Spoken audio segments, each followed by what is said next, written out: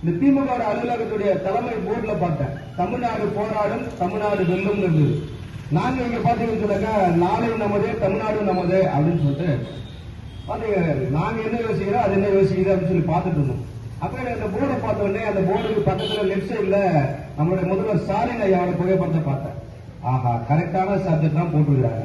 தமிழ்நாடு போராடு முதல்வர் ஒத்துக்கிட்டாரு.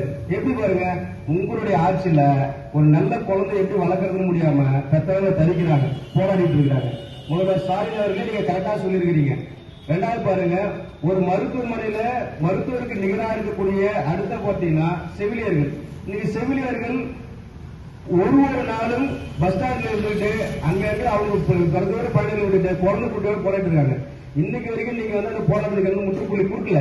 அப்ப உங்களுடைய ஆட்சி காலத்துல உங்களுடைய அரசு பணியில் இருக்கக்கூடிய உங்களுடைய பணியில் இருக்கக்கூடிய செவிலியர்கள் கூட போராடிட்டு தான் இருக்காங்க. அப்ப நீங்க சொல்றபடி தமிழ்நாடு போராடும், தமிழ்நாடு போராடிட்டு தான் இருக்கு. இதுக்கப்புறம் பாருங்க, போக்குவரத்து பணியாளர்கள் அவர்களும் ஊதிய கேட்டு போராடிட்டு இருக்காங்க. அரசு ஊழியர்கள் போராடிட்டு இருக்காங்க, ஆசிரியர்கள் போராடிட்டு இருக்காங்க, துப்புரவு பணியாளர்கள் கேவலம் ஒரு பாவமா அந்த அந்த ஒரு பெரும் தெய்வமாக மதிக்கக்கூடிய துப்புரவு பணியாளர்கள் உங்களோட ஆட்சியில கூவத்துல இறங்கி போராடுறான். அதுல ஒரு துப்புரவு பணியாளர் இறந்துட்டான். ஸ்டாலின் சார் உங்களுக்கு கருணை இறப்பு நல்லா இருக்கான்னு தெரியல. நம்மளெல்லாம் பாதுகாக்கக்கூடிய நம்மளெல்லாம் ஒரு ஒழுங்காக வாழ வைக்கணும்னாக்கா எப்படி மருத்துவர்கள் எவ்வளவு முக்கியமோ ஆரோக்கியத்துக்கு முக்கியமோ இந்த தூய்மை பணியாளர்கள் நம்ம சுத்தமா வாழ்றதுக்கு அவர்கள் முக்கியம். 4 நாள் தூய்மை பணியாளர்கள் வேலைக்கு வரலாம், ஊர் நாரிடும். ஸ்டாலின் சார் உங்களோட ஆட்சி நாரின மாதிரி ஊர் நாரிடும். ஆனா அப்படிப்பட்ட தூய்மை பணியாளர்களுக்கு நீங்க கொடுக்க வேண்டிய குறைஞ்சபட்ச சம்பளத்தை கொடுக்கல, அவர்களுக்கு உண்டான பாதுகாப்பு உபகரணங்களை கொடுக்கல, அவர்களுடைய வயிற்றுல அடிக்கிறீங்கன்னு சொல்லிட்டு தான் அவங்க இறங்கி போராடிட்டு இருக்காங்க. ஒரு நகராட்சியிலும் ஒரு வீடியோ அலுவலகங்கள் முன்னாடி பார்த்தா தூய்மை பணி அவ்வளவு பேர் போராடிட்டு இருக்காங்க. நீங்க கண்டதா சொல்றீங்க தமிழ்நாடு போராடும். உங்க ஆட்சியில வர வழியில போராடிதான் ஆகணும். உங்களை என்னைக்கு நாங்க ஓட்டு போட்டு ஜெயிக்க வச்சோமோ இந்த 4.5 ஆண்டுகள் எங்க வாழ்க்கை போராட்டமா தான் இருக்குது.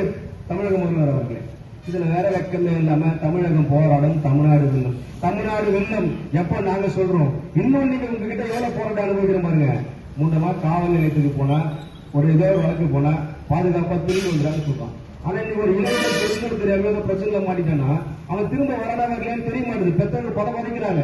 என்ன காரணம்? காவலர்களுக்குள்ள நீங்க குண்டர்களை உள்ள அனுப்பி லாக்அப் மரணம் தமிழகத்தில் இது வரைக்கும் அரசியல் வரலாற்றில் எங்கேயுமே நடைபெறாத ஒரு லாக்அப் மரணங்கள் உங்களோட ஆட்சி தான் நடந்தது.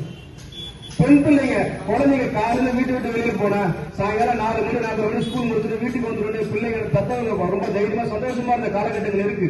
புரட்சித்தலைவி அம்மா அவர்கள் ஆட்சி செய்த காலம், ஐயா எடப்பாடி அவர்கள் ஆட்சி செய்த காலம், அப்படி இருந்த காலகட்டத்தில் ரொம்ப நல்ல ஒரு ஆட்சி இருந்தது. குற்றவாளிகள் தப்பு பண்ண உடனே தண்டனை இருந்தது, வழக்கெடுக்கணும் அதிகாரிகள் உடனடி நடவடிக்கை இருந்தது. ஆட்சியாளர்கள் ஏதாவது குறுக்கிட்டாங்கன்னா காவல்துறை பணி செய்வதற்கு ஆட்சியாளர்கள் மீது உடனடி நடவடிக்கை இருந்தது. இப்படியெல்லாம் மக்களுக்காக மட்டுமே அரசு செய்யப்பட்டது. ஆனா இந்த கடந்த 4 ஆண்டுகள் என்ன நடக்குது? காவல்துறையை நீ கான்ட்ராக்ட் எடுத்துட்டீங்க, கலெக்டர் அலுவலகத்தை நீங்க கான்ட்ராக்ட் எடுத்துட்டீங்க, தாலுகா அலுவலகத்தை நீங்க கான்ட்ராக்ட் எடுத்துட்டீங்க, நகராட்சி உங்களுடைய நகர நிர்வாகிகள் கான்ட்ராக்ட் எடுத்தாங்க. ஒட்டுமொத்த அரசு நிர்வாகமும் பாத்தீங்கன்னு சொன்னா ஒரு ஐடி கார்டை மாட்டிக்கிட்டு செல்லா காசை போலதான் இருக்கிறதே தவிர ஒரு அரசு அலுவலகம் கூட தான் சுயமாக தான் படித்து பட்டம் வாங்கி அரசு தேர்வு எழுதி பாஸ் ஆகி வந்து அவருடைய பணியை அவர் கையெழுத்து போட்டு ஒருத்தனால கூட செய்ய முடியல. அப்படி கையாளாத அரசு ஊழியர்களாக ஆக்கி உங்களுடைய திமுகவுடைய குண்டர்களை, உங்கள் திமுகவின் நகர செயலாளர்களை, உங்கள் திமுகவின் மாவட்ட செயலாளர்களை, அலுவலர்களை மிரட்ட வச்சிருக்கீங்க. என்ன ஒரு ஆணவம்? ஏன் நீங்க தான் ஆட்சியில் இருப்பீங்களா? காற்று எங்க பக்கம் மாத்தி அடிக்காதா? வரக்கூடிய காலம் எங்களுடைய காலம்.